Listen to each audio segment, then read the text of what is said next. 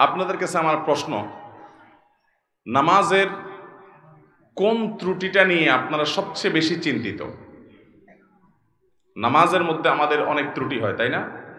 এর মধ্যে সবচাইতে বেশি চিন্তিত কোন ত্রুটিটা নিয়ে?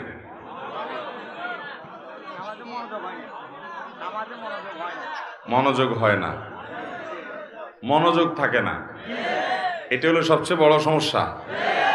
সবাই একমত? এর চেয়ে বড় কোনোটা আছে? এটাই বড় সমস্যা, তাই না? মাশাআল্লাহ, আছে। আরেকজন বলছে, বলেন তো কি আছে? তাড়াহুড়া, ধরে ফেলছে। মাশাআল্লাহ। দেখেন, এটা ঠিক যে একজন মুসলমানের নামাজ সুন্দর হওয়ার জন্য দুইটা জিনিস লাগবে। কয়টা জিনিস? আমার সাথে বলতে হবে, কয়টা জিনিস লাগবে? 5 ওয়াক্ত সালাত আল্লাহর কাছে গ্রহণযোগ্য হওয়ার জন্য, সুন্দর হওয়ার জন্য, এটা জান্নাতের চাবি হওয়ার জন্য দুইটা শর্ত, দুইটা জিনিস লাগবে। একটাকে বলা হয় খুশু, আর একটাকে বলা হয় খুদু। খুশু মানে হলো নামাজের ভেতর, আর খুজু মানে হলো নামাজের বাহির। বাহির এবং ভেতর এই দুইটা যদি আপনি সুন্দর করতে পারেন, ভাইরা আমার, আপনি সেই নামাজি হতে পারবেন যে নামাজের নামাজ তাকে দুনিয়ার সকল মোহ ভুলিয়ে আল্লাহমুখী করে দেয়, যে নামাজির নামাজ তাকে জান্নাত পর্যন্ত নিয়ে ছেড়ে দেয়, যে নামাজির নামাজ তার জান্নাতের চাবির ভূমিকা অবতীর্ণ হয়, যে নামাজির নামাজ আল্লাহর সঙ্গে তার মেহরাজের ব্যবস্থা করে দেয়, যে নামাজির নামাজ আল্লাহর সাথে মুনাজাত এবং কানাঘুষার তৌফিক এনে দেয়, যেই নামাজির নামাজ আল্লাহর সবচেয়ে নিকটে নিয়ে যায়, সেই নামাজি হতে হলে, সেই সালাত আদায়কারী হতে হলে, সেই মুসল্লি হতে হলে দুটি জিনিস লাগবে। একটা হলো খুশু, আরেকটা হলো খুদু। একটা হলো সালাতের বাহির, আরেকটা হলো সালাতের ভেতর। আমরা সাধারণত সালাতের ভেতর নিয়ে আলাপ আলোচনা শুনি এবং সেটার গুরুত্ব যে অপরিসীম সেটা বলাই বাহুল্য। আল্লাহ কোরআনে বলেছেন 18 নম্বর পারার সূরা মুমিনুন, প্রথম সূরার প্রথম দিককার আয়াতে আল্লাহ বলেছেন, ক্বাদ আফলাহাল মুমিনুন আল্লাযীনা হুম ফি সালাতিহিম খাশিউন। ওই ঈমানদাররা সফল হবে ভাই, ওই ঈমানদাররা সার্থক হবে যাদের সালাতের মধ্যে খুশু বা মনোযোগ থাকবে। নামাজে মনোযোগ না থাকলে সে নামাজটা নিষ্প্রাণ নামাজ, সে বিষয়ে বলাই বাহুল্য। কিন্তু আমি অন্য বিষয়ে কথা বলতে চাই, কারণ মনোযোগ নিয়ে আমরা সবচেয়ে বেশি চিন্তিত এবং মনোযোগ নিয়ে আলোচনাও কম বেশি আমরা শুনি, কিন্তু নামাজের বাহিরটা নিয়ে খুব বেশি আলোচনা হয় না। ভেতরটা আমাদের ঠিক নাই, মনটা ঠিক থাকে না, এটা নিয়ে আমরা পেরেশান আছি, সেটা ঠিক, এবং পেরেশান থাকতে হবে, সেটাকে ঠিক করতে হবে, মনোযোগটা আল্লাহর দিকে আনতে হবে, এটা ঠিক আছে। কিন্তু নামাজের বাহির নিয়ে যে আমাদের কোনো চিন্তাই নাই, অথচ দুইটার সমন্বয়ে নামাজ সুন্দর হয়, এবং আমরা অনেকে জানিও না নামাজের বাহির সুন্দরের জন্য কি করতে হবে। মোহতারাম হাজরিন, নামাজের এই বাহিরের দিকটাকে বলা হয় খুদু, ভেতরের দিকটাকে বলা হয় খুশু, আর বাহিরের দিকটাকে বলা হয় খুদু। এই নামাজের খুজু যেটা বাহিরের দিক, এই দিকটা যদি আপনার ঠিক না হয়, ভালো করে কান খাড়া করে শুনে রাখেন, আপনার নামাজ পর্যন্ত বাতিল হতে পারে, নষ্ট হতে পারে, ফাসেদ হতে পারে, নামাজ হবে না, হবেই না আইনগতভাবে, ওই নামাজ আবার পড়া লাগবে। এরকমও হতে পারে যে বাহির ঠিক না থাকে। আপনার যদি ভেতর ঠিক না থাকে, তাহলে নামাজটা আল্লাহর দরবারে গ্রহণযোগ্যতার লেভেল পাবে না, মর্যাদা পাবে না, ঠিক। কিন্তু আইনত কাগজ ও কলমে আপনার নামাজ হয়ে যাবে। মনোযোগ যদি আপনার না থাকে, তাহলে নামাজ কি ভেঙে যাবে? কথা বুঝেন নাই? নামাজ ভঙ্গের কারণগুলোর ভিতরে মনোযোগ না থাকা, এরকম কিছু শুনছেন? কিন্তু নামাজে তাড়াহুড়া করার কারণে, নামাজের যে খুশুর পাশাপাশি খুজু যেটা, সে খুজু রক্ষা না করার কারণে এমনও হতে পারে যে আমার সালাত হয়ই নাই, হবেই না, আবার পড়া লাগবে, এমনও হতে পারে। কিন্তু আমরা বেশিরভাগ মুসল্লিরা এই সম্পর্কে খুব একটা আমাদের জানাশোনাও নাই, আলোচনাও নাই, সব ঘুরে ফিরে আমরা খুশুর দিকেই যাই। হ্যাঁ ঠিক, খুশু তো থাকতেই হবে, কিন্তু মনে রাখবেন, আপনি যদি খুশু 100 ভাগ ধরে রাখার চেষ্টা করেন, হয়তো 80 ভাগ, 70 ভাগ, 90 ভাগ, কেউ 50 ভাগ, কেউ হয়তো 20 ভাগ, কম বেশি এরকম আপনি খুশু ধরে রাখতে পারবেন। আপনি 100 ভাগ নামাজে মনোযোগ কখনো পরিপূর্ণভাবে ধরে রাখতে পারবেন। নামাজের মধ্যে নামাজের বাহিরের দিকে মন চলে যেতে পারে, আমাদের উচিত হলো সেটাকে সাথে সাথে ধরে নিয়ে আসা। আমাদের নবী করিম সাল্লাল্লাহু আলাইহি সাল্লাম একবার ইমামতি করছেন মসজিদে নববীতে। তিনি ইমামতি করা অবস্থাতে, আজকের মতো এত দালান কোঠালা মসজিদ তো ছিল না, ইমামতি তিনি শুরু করেছেন। সলাতের মধ্যখানে হঠাৎ একটা বাচ্চার আওয়াজ, কান্নার আওয়াজ, চিৎকার চেঁচামেচি। নবী করিম সাল্লাল্লাহু আলাইহি সাল্লামের বুঝতে বাকি থাকলো না যে কোনো বাচ্চার মা এই জামাতে পেছনে মেয়েদের কাতারে সামিল হয়েছেন, যার কারণে বাচ্চা কাঁদছে আশেপাশে কোথাও। এই বাচ্চাকে ধরার জন্য তার মা নামাজের জন্য পারছে না, সে নামাজে মাশগুল আছে। নবী সাল্লাল্লাহু আলাইহি সাল্লাম নামাজকে তুলনামূলক অন্য সময় যেরকম দৈর্ঘ্য নিয়ে পড়েন তার চাইতে একটু কম দৈর্ঘ্য পড়ে সালাম ফিরিয়ে শেষ করে বললেন, কার বাচ্চার কান্নার আওয়াজ শুনতে পাচ্ছি, সে গিয়ে বাচ্চাকে ধরো। তাহলে এই যে নামাজের মধ্যে বাচ্চার কান্না, সেদিকে মনোযোগ নবী করিম সাল্লাল্লাহু আলাইহি সাল্লামের গেছে। মানুষ হিসাবে আওয়াজ হলে সেদিকে মনোযোগ যেতে, কিন্তু আমাদের চেষ্টা থাকবে মনোযোগটা ধরে রাখা। কিন্তু যদি কোনো কারণে মনোযোগ আপনি ধরে রাখতে পারেন নাই, আইনত কাগজে কলমে মাসআলার দিক থেকে নামাজ হয়ে যাবে। কারণ নামাজের মধ্যে এত % মনোযোগ থাকতে হবে এরকমটা ফরজ বা ওয়াজিব নয়। আবার কেউ ভুল বুঝবেন না, তাহলে মনোযোগের দিকে খেয়াল করার দরকার নাই। মনোযোগ দিকে খেয়াল করতেই হবে, নাহলে সফল মুমিন হবেন না, জান্নাতুল ফেরদাউসে যেতে পারবেন না। সে চেষ্টা করতেই হবে। কিন্তু আপনি চেষ্টা করলেও একেবারে শতভাগ মনোযোগ যে ধরে রাখতে পারবেন সেটা জরুরি না, সেটা সম্ভব না, কিন্তু আপনার চেষ্টা থাকতে হবে। মুহতারাম হাজিরিন, নামাজের খুশুর পাশাপাশি খুজুটা যদি ঠিক না থাকে, খুজুর মধ্যে একটা লেভেল আছে, এইটুকু যদি অন্তত ঠিক না থাকে, যেটাকে বলা হয় তমানিনা ফিস সালাহ, বা নামাজের মধ্যে ইতমিনানের সাথে নামাজ পড়া, মিনিমাম ধীরস্থিরতা যতটুকু না হলে নয়, এতটুকু যদি না থাকে তাহলে আপনার নামাজই হবে না। কারণ সেটা না হলে ওয়াজিব তরক হবে, অনেক উলামাদের, অনেক ইমামদের মতে ফরজ তরক হবে, যার কারণে নামাজই হবে না। মুহতারাম হাজরিন, নবী করিম সাল্লাল্লাহু আলাইহি সাল্লাম বলেছেন, তিরমিজির হাদিস আপনারা অনেকে শুনেছেন, আউয়ালু মা ইউহাসাবু বিহিল আবদু ইয়াউমাল কিয়ামাতি, কিয়ামতের দিন বান্দার সর্বপ্রথম হিসাব নেওয়া হবে কিসের? ইবাদতের মধ্যে নামাজের হিসাব সর্বপ্রথম নেওয়া হবে। আর মানুষের পারস্পরিক লেনদেনের মধ্যে মানুষ খুনের হিসাব সর্বপ্রথম নেওয়া হবে।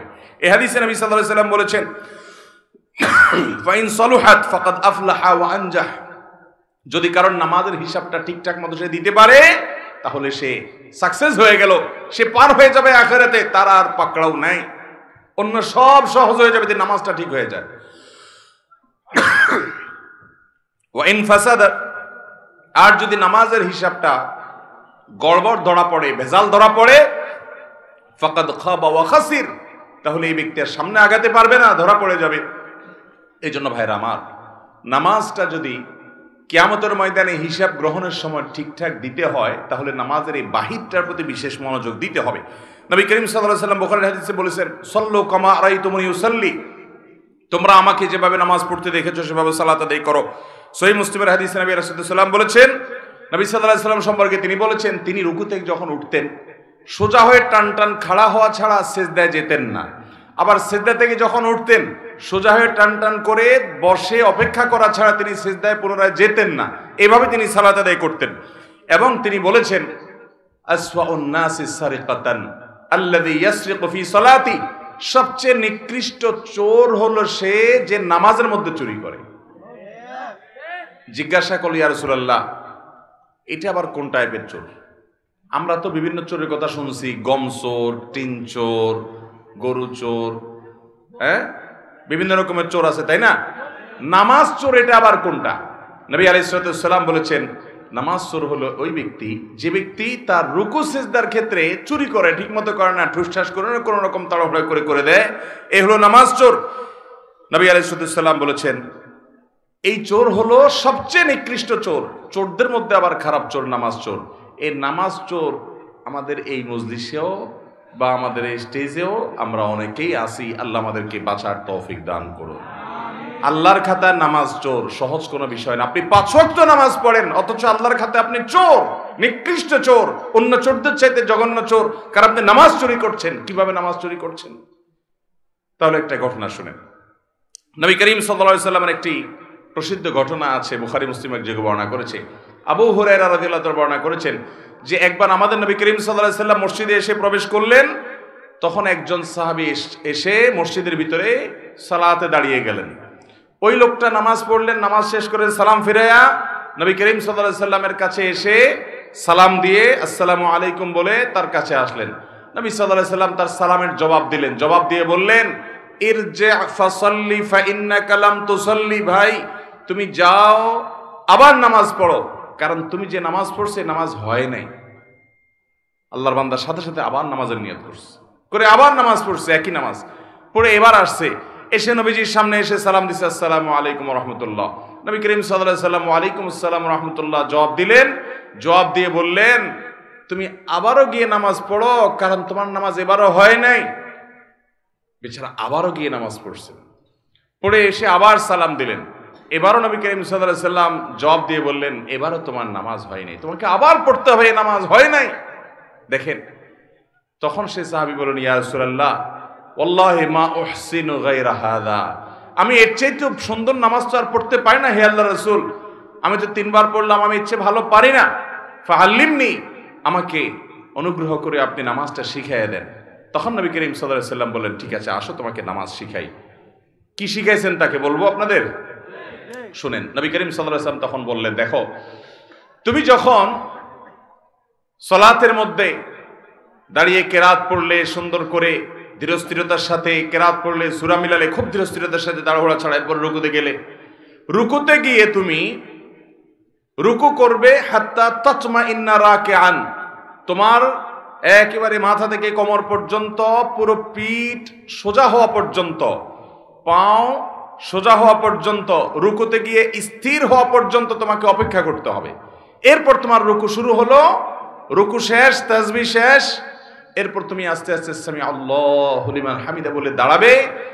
এই দাঁড়ানোর পর আবার তুমি অপেক্ষা করবে হাত্তা তাতমাইন্না কায়েমান, দাঁড়িয়ে তুমি অপেক্ষা করবে একেবারে টান টান সোজা হওয়া পর্যন্ত। তার আগে তুমি সেজদা যেতে পারবে না। রুকু থেকে উঠা হয়ে উঠছো, সামি আল্লাহু হামিদা বলছো, ডিউটি শেষ হয় না, এখনো কাজ বাকি আছে, না হলে নামাজ হবে না। কি কাজ সেটা? দাঁড়িয়ে সোজা হয়ে টান টান হয়ে দাঁড়াতে হবে, একটু অপেক্ষা করতে হবে। হইছে অপেক্ষা, এবার আল্লাহু আকবার সেজদায় যাবে। সেজদায় গিয়ে আবার তুমি সেজদায় গিয়ে কপালটা ফেললা, সুবহানাল্লাহিল আলা, তাড়াহুড়া করে পড়ে উঠে গেলেন, সেজদায় গিয়েছো, তোমাকে অপেক্ষা করতে হবে হাত্তা তাতমাইন্না সাজিদান, তুমি সেজদায় গিয়ে একবারে স্থির চিত্ত, নড়াচড়া নাই, একেবারে পুরো পরিপূর্ণ সেজদায় চলে গেছো, এই পর্যন্ত তোমাকে অপেক্ষা করতে হবে। এরপর সেজদায় গিয়ে তুমি আল্লাহর তাসবিহ নিবেদন করলে, সুবহান রাব্বিয়াল আ'লা, মুহাব্বতের সাথে ধীরে ধীরে তুমি তাসবিহ নিবেদন করলে, করার পর উঠলে, এই উঠাটাও হবে ধীরস্থিরতার সাথে, আল্লাহু আকবার। উঠার পর তুমি যখন বসলে, উঠেই আবার চলে গেলে না, এটাকে নবী সাল্লাল্লাহু আলাইহি সাল্লাম বলেছেন, এটা হলো কানাকরিদ্দিক, মোরগ যেরকম আদার খায়, টক টক টক টক করে, রুকু দিলা, সেজদা দিলা, উঠলা গেলা, তাড়াহুড়া করলা, এটা হলো মোরগের ঠোকর দেওয়ার মতো। এটা হলো নামাজ চোর, সবচেয়ে নিকৃষ্ট চোর। বেশিরভাগ মুসল্লিদের মসজিদে তাকালে দেখবেন বেশিরভাগ মানুষ আমরা নামাজ চোরে পরিণত হয়েছি। মোহতারাম হাজরিন, যে নামাজের হিসাব না দিলে আপনি সামনে আগাইতেই পারবেন না, এই নামাজটা আপনার সবচেয়ে গুরুত্বের সাথে ঠিক করতে হবে। অন্য সব কিছুর ওয়াজ পরে, আগে নামাজ ঠিক করতে হবে। নবী সাল্লাল্লাহু আলাইহি সাল্লাম ওই সাহাবীকে আদর করে শিখাচ্ছেন, তুমি সেজদা থেকে উঠে, সুন্দর করে উঠে টান টান হয়ে সোজা হয়ে বসে অপেক্ষা করবে একটু, এরপরে তুমি আবার সেজদায় যাবে। এইভাবে তোমার পুরো নামাজ শেষ করবে। তার মানে ওই সাহাবী যে তাড়াহুড়া করে নামাজ পড়েছেন, সে নামাজটা এত তাড়াহুড়া ছিল যে তার রুকু থেকে উঠে, রুকুতে গিয়ে সেজদা গিয়ে, সেজদার মাঝখানে উঠে বসে যতটুকু অপেক্ষা করা দরকার, অন্তত এক তাসবিহ পরিমাণ অপেক্ষাটা হয় নাই। আমাদের অনেক মুসল্লি ভাইরা আছে, দেখবেন যে ওনারা পারলে সূরা কেরাতগুলা, রুকু সেজদার তাসবিহগুলা, দোয়াগুলা, আত্তাহিয়াতু, দোয়া মাসুরা, দুরুদ, এগুলা সব বাড়িতে পড়ে এসে মসজিদে শুধু যদি লেফট রাইটটা করে যেতে পারতো, মনে হয় ভালো হইতো। এরকম একটা হাবভাব দেখা যায় না? খেয়াল করে দেখেন, অনেক ভাইরা আছে আশেপাশে নামাজ পড়লে তো দেখলে বোঝা যায়, মনে করেন উনি রুকুতে গেছে, তাসবিহ কখন শুরু করে বলেন তো? রুকুর তাসবিহ কখন শুরু হয়? আশেপাশে মুসল্লিরা, আমরা বেশিরভাগ মানুষ একটু খেয়াল করেন তো, মনে করে চেষ্টা করেন তো, রুকুরতে সুবহান রাব্বিয়াল আযীম যে তাসবিহ বলা শুরু করেন, কখন শুরু করেন? রুকুতে যাওয়ার পরে। তাহলে তো সব ফেরেশতা, তো সব আল্লাহওয়ালা, আফার ক্লাসের ইমানদার সব, মাশাআল্লাহ। তাহলে তার সব ওয়াজ মাহফিলের দরকারই নেই এখানে। ভাই আমি বলি, এবার শুনেন, রুকুতে যাইতে আল্লাহু আকবার বলে যাওয়া লাগে, তাই না? আল্লাহু আকবার বলে যে রুকুতে যান, খেয়াল করে দেখেন আজকের পর থেকে যে তাসবিহ সুবহান রাব্বিয়াল আযীম শুরুটা কোত্থেকে করেন দেখেন, খেয়াল করে ডানে বামে এবং নিজেরও মুখ দিয়ে কখন বাইর হয়। বেশিরভাগ মানুষই আল্লাহু আকবার বলতে তো কোয়ার্টার সেকেন্ডও লাগে না, হুলস্থুল করে আল্লাহু আকবার বলেই রুকু অর্ধেকে এখনো যায় নাই, আধা আধি গেছে, ওখান থেকে সুবহানাল্লাহ শুরু হয়। এরপরে আবার সুবহান রাব্বিয়াল আযীম সুবহান রাব্বিয়াল আযীম সুবহান রাব্বিয়াল আযীম, তৃতীয়বার সুবহান রাব্বিয়াল আযীম, তৃতীয়বার শুরু করে মাথা উঠান শুরু হয়ে যায়। এবার মিলান তো মিলে কিনা দেখেন, তৃতীয়বার তাসবিহ সুবহান রাব্বিয়াল আযীম সুবহানা শুরু করতে করতে কল্লা উঠানো শুরু, ওইটা পথে বাকিটা সারে ফেলায় উঠতে উঠতে, ঠিক না? এটা তো নামাজের কোনো সিস্টেম না ভাই। 99% মানুষ দেখবেন এভাবে নামাজ পড়ে। নবী সাল্লাল্লাহু আলাইহি ওয়াসাল্লাম যে ওই সাহাবীকে শিখিয়েছেন, আসেন এবার সেটার সাথে মিলাই। সেটার হবে কি, আপনি সূরা কেরাত পড়া শেষ, আমরা সূরা কেরাত পড়া শেষ হলে কথার কথা আপনি সূরা ইখলাস পড়লেন, কুল হুয়াল্লাহু আহাদ আল্লাহুস সামাদ লাম ইয়ালিদ ওয়া লাম ইউলাদ ওয়া লাম ইয়াকুল লাহু কুফুয়ান আহাদ, আল্লাহু আকবার। বিশেষ করে রমজান মাসে তারাবিতে দেখেন হাফেজ সাহেবরা পড়ে, আছে না নাই? শুধু হাফেজ সাহেবদের দোষ দিয়ে লাভ নাই, গাড়ি হাফেজ সাহেবরাও একই দেখা যায়। উনি হয়তো 30 পারার হাফেজ, আপনি ইখলাসের হাফেজ, সূরা ইখলাসের কুল হুয়াল্লাহর হাফেজ। তো উনি যেরকম 4G গতিতে নামাজ পড়ে, আপনার সূরা ইখলাসও খবর নিয়ে দেখেন বেশিরভাগ 4G গতিতে, কুল হুয়াল্লাহু আহাদ আল্লাহুস সামাদ লাম ইয়ালিদ ওয়া লাম ইউলাদ ওয়া লাম ইয়াকুল লাহু কুফুয়ান আহাদ, আল্লাহু আকবার না, ওয়া লাম ইয়াকুল লাহু কুফুয়ান আহাদ বলার পর একটু দম নিবেন, একটু দম নিবেন, অন্তত কোয়ার্টার সেকেন্ড অপেক্ষা করবেন। এরপরে আমি এখন দাঁড়িয়ে এতক্ষণ আল্লাহর প্রশংসা করেছি, এখন আমি নতজানু হয়ে আল্লাহর প্রশংসা করব, আল্লাহু আকবার বলে তারপর রুকুতে যাব। আস্তে আস্তে রুকুতে চলে গেছেন, হাঁটু ধরে ফেলেছেন, পিঠ থেকে একেবারে মাথা পর্যন্ত সমান হয়ে গেছে, পজিশনে চলে গেছেন। এবার একটু দম নিয়ে শুরু করবেন, সুবহান রাব্বিয়াল আযীম সুবহান রাব্বিয়াল আযীম সুবহান রাব্বিয়াল আযীম বলা শেষ, একটু দম নিবেন। এরপরে এবার বলবেন আল্লাহু আকবার বলে উঠবেন, উঠে সোজা হয়ে আবার একটু অপেক্ষা করবেন চুপচাপ। আমাদের এসব টাইম নেই, সামি আল্লাহু লিমান হামিদা, আল্লাহু আকবার, আল্লাহু আকবার, আসসালামু আলাইকুম রাহমাতুল্লাহ, মানে 4G না 5G না কত জি গতিতে নামাজ পড়ে আল্লাহ ভালো জানে। সব জায়গায় গতি ভালো, যার নামাজে যত বেশি সময় নেয়। আজকে আপনাদেরকে একটা কথা বলে রাখি, আপনারা যখন মসজিদে যাবেন একটু খেয়াল করেন ভাইরা, যে কোন মুসল্লিটার নামাজের সবচেয়ে বেশি সময় নেয়। আমি খেয়াল করি, আমি প্রায় সময় বলি, আমার দু একজন বন্ধু বান্ধব আছেন জেনারেল শিক্ষিত আলেম ওলামা না, ওনাদের নামাজ দেখলে, এরকম কয়েকজন আছে তাদের সালাত দেখলে ভাই আমি তাকায় থাকি। আলহামদুলিল্লাহ আমি নিজে আমার সালাত কিতাবপত্রে পড়েছি, মানুষকে পড়াইছি, শিখাইছি, বলছি, কিন্তু দেখছি যে নামাজ কত সুন্দর করা যায়। 4 রাকাত নামাজ পড়তে 15 মিনিট সময়, 20 মিনিট সময় নেয়, এরকম মানুষও আমি দেখেছি। এটা একদিন 2 দিনের ঘটনা না, প্রায় প্রতিদিনই এরকম নামাজ পড়ে তারা।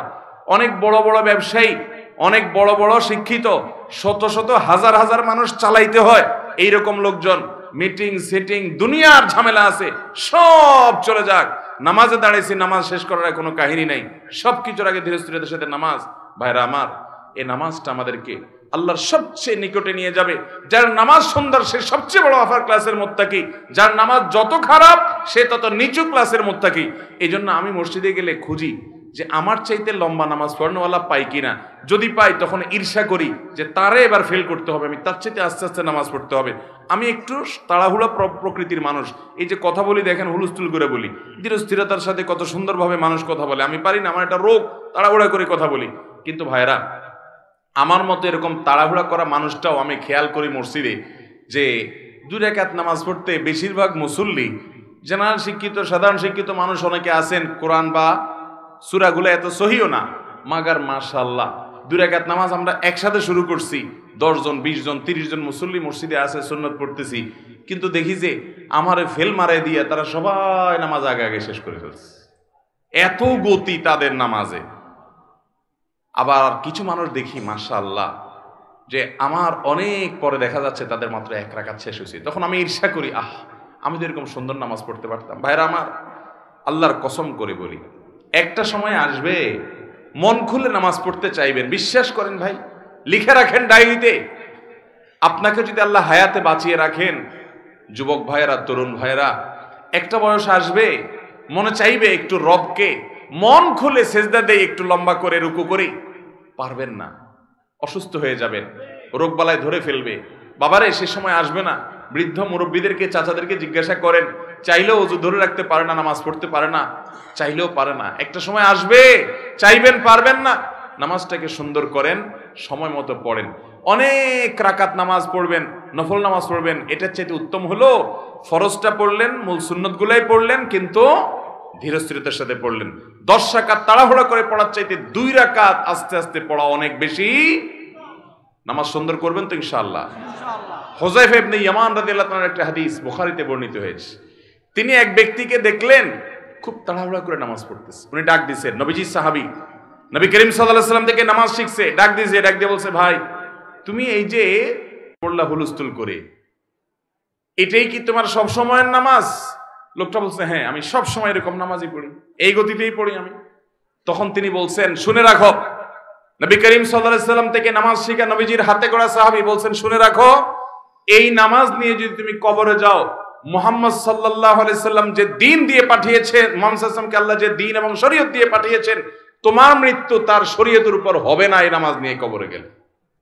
তাহলে এবার বুঝেন আমাদের নামাজের অবস্থা কি। নামাজ ঠিক করবো তো ইনশাআল্লাহ। মুহতারাম হাজরিন, নবী করিম সাল্লাল্লাহু আলাইহি সাল্লাম তিনি বলেছেন, ইয়া মাআশারাল মুসলিমিন লা সালাতা লিমান লা ইউকিমু সুলবাহু ফির রুকু'i ওয়াস সুজুদ।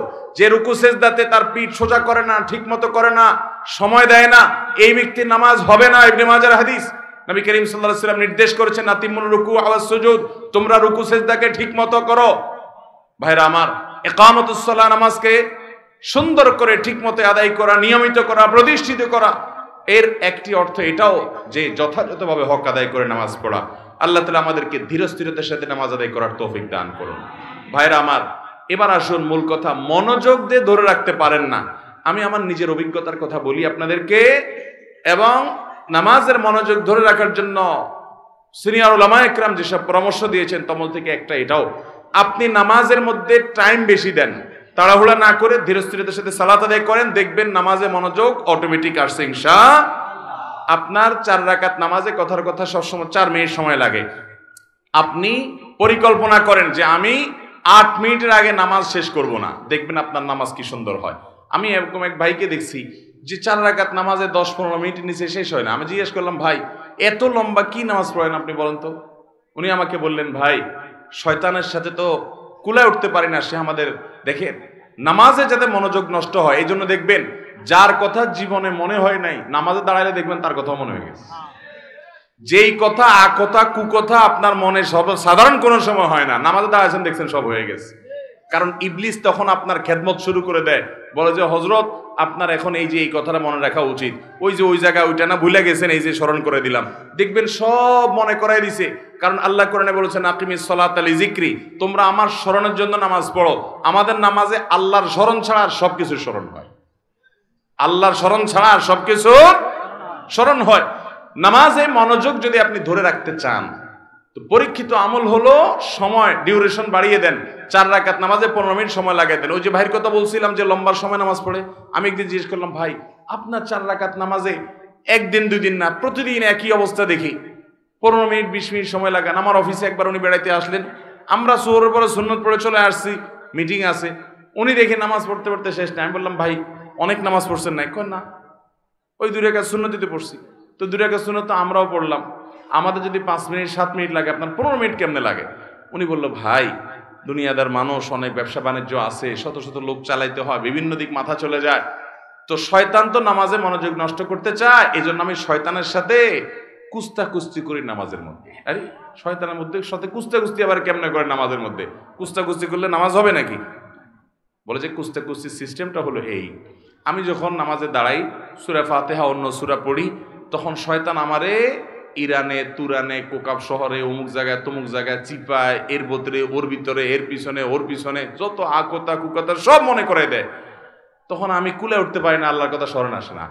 আমিও তেড়ামি করি, পরিপূর্ণ আল্লাহর দিকে মনোযোগ আসার আগ পর্যন্ত তেলাওয়াত চলতে থাকবে। সূরায়ে আপনার ফিল পড়া হয়ে গেছে, এবার লীলা পড়া গেছে, আড়াই তালে যে পড়া গেছে এনা তাই না, কিন্তু আমি রুকুতে যাব না যতক্ষণ পর্যন্ত আমার মন নামাজের দিকে না আসবে। উনি বলে যে আমি যখন এইভাবে সূরা বাড়াইতে থাকি যে ডিউরেশন বাড়াইতে থাকি, তখন এবার দেখা যায় ইবলিসে আমার মনরে এদিক এদিক নেওয়া ছেড়ে দেয়, দিয়া বলে যে তো লস প্রজেক্ট, এর পিছনে মেহনত করলে তো সূরা আরো বেশি বেশি পড়ে সব বেশি বাড়ায় ফেলবে, এর মনোযোগ তাড়াতাড়ি নামাজের দিকে দিয়ে দে যাতে তাড়াতাড়ি রুকুতে যায়। এরপর আমি রুকুতে যাই, রুকুতে গেলে তারপর সুবহান রাব্বিল আযীম পড়ি, সুবহান রাব্বিল আযীম পড়ি, সুবহান রাব্বিল আযীম পড়ি, না মন অন্যদিক চলে গেছে, বলি না সুবহান রাব্বিল আযীম তোর জন্য 30 বার পড়বো, আধা ঘন্টা ধরে পড়বো, মাগার আমি কল্লা উঠাবো না, উপরে পিঠ তুলবো না, যতক্ষণ পর্যন্ত আমার আল্লাহর কথা পরিপূর্ণ মনে না আসবে। আমি তেরামি করি, শয়তানের সাথে কুস্তে কুস্তি চলে। এবার শুরু করি আমি সুবহান রাব্বিল আযীম, শয়তান তখন চিন্তা করে হায় হায় রে, এ তো এতবার তাসবিহ পড়ে পড়ে তো সওয়াবের পাহাড় করে ফেলতেছে, তাড়াতাড়ি করে তার কুমন্ত্রণা দেওয়া ছেড়ে দেয়া, শয়তান দেখা যায় আমারে ছেড়ে দেয়, আল্লাহর দিকে পরিপূর্ণ মনোযোগ হওয়ার আগ পর্যন্ত আমি সোজা হই না, তেরামি করে পড়ে থাকি। এরপরে যখন সব শেষ, দেখি যে না মনোযোগ পুরো আল্লাহর দিকে গেছে, নিজে স্যাটিসফাইড হওয়ার আগ পর্যন্ত আমি রুকুতে থাকি, এরপরে মাথা সোজা করি। এইভাবে একটা একটা করে রুকুন শেষ করি। আমার অনেক সময় লাগে, কারণ পুরো নামাজে আমি লড়াই করি ওই ইবলিসের সাথে, ওই লড়াই করতে করতে কুস্তাকুস্তি করতে অনেক সময় লাগে। আল্লাহু আকবার, সুবহানাল্লাহ, এরে বলে নামাজ। ভাইরা আমার, নামাজটাকে সুন্দর করবো তো ইনশাআল্লাহ। ধীরস্থিরতার সাথে নামাজ পড়বেন কে কে বলেন, হাত তোলেন। আল্লাহ আমাদের সব হাতগুলোকে আপনি কবুল করে নেন।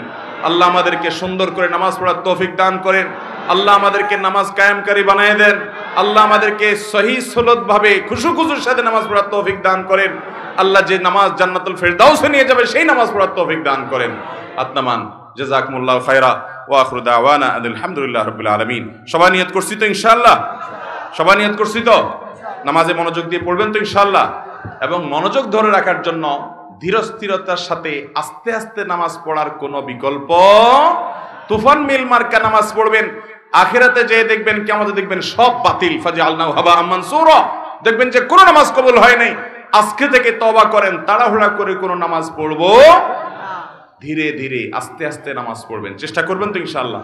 আমি নিজে নিজের সাথে লড়াই করি ভাই সব সময়, যে নামাজটা যেন তাড়াহুড়া না হয়। আল্লাহ আমাদের সবাইকে সংশোধন করার তৌফিক দান করুন। ভাইরা আমার, প্রশ্ন কয়েকটা দেই, খুব বেশি দেওয়ার সুযোগ নাই, কারণ রাত কম হয় নাই মাশাআল্লাহ। বিসমিল্লাহ, ক্যামেরাম্যান ভাইরা বসে যাও, বেশি সময় নিও না। প্রথম প্রশ্ন, আমি নামাজের ক্ষেত্রে শুধু ফরজগুলো পড়ি, যেমন ফজরের 2 রাকাত, জোহরের 4 রাকাত, আসরের 4 রাকাত, মাগরিব 3 রাকাত, এশা 4 রাকাত এবং বিতির 3 রাকাত পড়ি, এক্ষেত্রে আমার নামাজ কি কবুল হবে? দেখুন, শুধু ফরজ পড়েন এই ভাই, সুন্নত পড়েন না, নামাজ হবে কিনা? উত্তর হলো, শুধু ফরজ পড়লে ওয়াক্তের দায়িত্বটা আদায় হবে। জোহরের ফরজটা পড়লেন, জোহরের ওয়াক্তের দায়িত্ব আদায় হলো, কিন্তু এটা পরিপূর্ণভাবে হলো না, ত্রুটি থেকে গেল। আপনি তরকারি খাইতে চাইলেন, তাহলে আপনার তরকারি খাইতে হলে সবজি লাগবে কাঁচা, পানি লাগবে, তেল লাগবে, পেঁয়াজ লাগবে, মরিচ লাগবে, লবণ লাগবে, ইত্যাদি ইত্যাদি লাগবে। এখন আপনি পানির মধ্যে কাঁচা সবজি সিদ্ধ করে রান্না করে নিয়ে আসলেন, লবণ, তেল, হলুদ কিছুই দিলেন না, তাহলে এটাকেও সবজি বলা যায়, কিন্তু এই সবজি কেউ খাবে না, আপনিও খাবেন না, ঠিক না বেঠিক? 5 ওয়াক্ত ফরজ নামাজ, এটা পূর্ণতা পাওয়ার জন্য এর আগে পরে যে সুন্নত নামাজগুলো আছে সেগুলো হলো এরকম। এগুলো ছাড়া ওই নামাজটা হয়ে যাবে, ফরজ আদায় হয়ে যাবে, ওয়াক্তের ফরজ আদায় হয়ে যাবে আলহামদুলিল্লাহ, মাগার আপনার নামাজটা পরিপূর্ণ হলো না। মনে রাখবেন, সুন্নত নামাজগুলো কেন, এই যে 5 ওয়াক্ত নামাজের ফজরের আগে 2 রাকাত সুন্নত আছে, জোহরের আগে 4 রাকাত, পরে 2 রাকাত আছে, মাগরিবের পরে 2 রাকাত আছে, এশার পরে 2 রাকাত আছে, এই যে সুন্নত নামাজগুলো আছে, এগুলো কেন জানেন? এগুলোর অন্যতম উদ্দেশ্য হলো যাতে করে মূল নামাজটা আমাদের সুন্দরভাবে হয়, তার জন্য প্রস্তুতি। আগেরগুলো হলো প্রস্তুতিমূলক, আর পরেরগুলো হলো পরিপূরক। সুন্নত আগেরগুলা প্রস্তুতিমূলক, পরেরগুলাকে বলতে পারেন পরিপূরক, আর সবগুলাকেই অন্য অর্থে পরিপূরক বলতে পারেন। পরিপূরক মানে কি? ধরুন আপনি কোনো একটা সরকারি অফিসে খুব গুরুত্বপূর্ণ একটা কাজে যাচ্ছেন, এনআইডি কার্ডের ফটোকপি লাগবে, জন্ম নিবন্ধনের ফটোকপি লাগবে, খুব জরুরি একটা কাজ, আপনার বিদেশ যাওয়ার মতো ব্যাপার, ভিসার মতো ব্যাপার। আপনি ফটোকপি নিয়ে যখন যাবেন, ফটোকপি সাধারণত এনআইডি কার্ডের ফটোকপি যদি একটা লাগে, আপনি কয়টা নিয়ে যাবেন? একটাই নিবেন না 2-4টা নিবেন? বুদ্ধিমান মানুষ হলে 2-4টা সাথে নিয়ে যাবে। কেন? একটা যদি হারায় যায়, কোনো কারণে মিস হয়ে যায়, যাতে করে আমার কাজটা হয়ে যায়, হাতে রাখবে, এটা সে নিয়ে যাবে। ঠিক একইভাবে ভাইরা আমার, আপনি যখন 5 ওয়াক্ত নামাজের ফরজ নামাজ পড়বেন, কিয়ামতের ময়দানে যাবেন, আল্লাহ তাআলার কাছে দেখা গেল কোন একটা নামাজে ভেজাল ধরা পড়ছে, বাতিল হয়ে গেছে, তখন ওই সুন্নত বা নফল, অতিরিক্ত নফল নামাজ যে পড়বেন, এগুলো দিয়ে আল্লাহ তাআলা ফরজের ঘাটতি পূরণ করবেন। সেই সাথে আপনি আগে যখন সুন্নত পড়বেন তখন মূল ফরজটা পড়তে আপনার সুবিধা হবে, মনোযোগ থাকবে। নবী করিম সাল্লাল্লাহু আলাইহি সাল্লাম ফরজ নামাজের আগে পরে সুন্নত নামাজগুলো কখনো ছাড়তেন না, নিয়মিত পড়তেন। আপনি কিভাবে নিয়মিত ছাড়েন? একবার জোহরের আগের 4 রাকাত ছুটে গেছে, তিনি পড়তে পারেন নাই মেহমান আসার কারণে, এগুলো পরে তিনি পড়ে দিয়েছেন, এরকম গুরুত্ব দিতেন। হ্যাঁ, আপনার কখনো কোনো কারণে এমন পরিবেশ হয়ে গেছে সুন্নত পড়ার কোনো সুযোগই পাইলেন না আপনি, অসুবিধা নাই, মাঝে মধ্যে হঠাৎ কালে ভদ্রে বাদ গেছে, অসুবিধা নাই। কিন্তু নিয়মিত এরকম করলে সেটা আপনার মূল সালাতের যে প্রোফাইল আল্লাহর কাছে থাকবে, সে ফাইলটা কিছুটা হলেও ত্রুটিপূর্ণ থাকবে। এটা সুন্নত, সাধারণ সুন্নত, সুন্নতে মুআক্কাদা।